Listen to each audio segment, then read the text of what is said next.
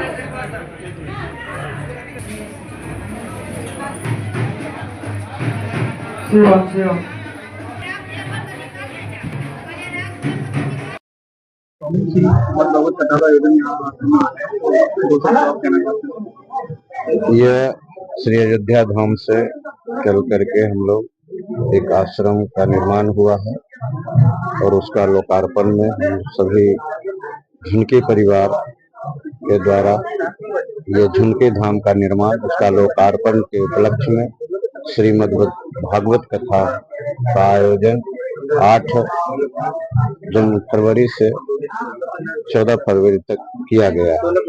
इस श्रीमद् भागवत कथा का व्यासपीठ को सुशोभित कर रहे हैं परम श्रद्धेय डॉक्टर श्री स्वामी प्रभाजनानंद शरण जी महाराज। अपने श्रीमुख से भक्तों का अपार भीड़ के साथ श्रीमुख से प्रभु का चरित्र को श्रवण करवाएंगे और संतों का भंडारा प्रत्येक दिन चलेगा। अच्छा महाराज जी, इस भागवत में जो मुख्य कार्य करता है और ये कथा सुनने वाले सब लोग कहाँ कहाँ थे? सभी भक्त हैं, जिनके परिवार का समस्त भक्त पूरे देश और विदेश में फैले हुए हैं। बिहार, मध्य प्रदेश, गुजरात, राजस्थान, यूपी सब जगह से आए हुए।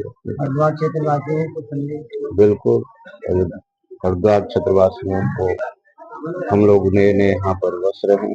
आप लोग का सहयोग चाहते हैं और संदेश यही है कि सब लोग सनातन धर्म से जुड़े, आवे, इस आश्रम में पधारे और भगवत कथा का श्रवण करें। धन्यवाद।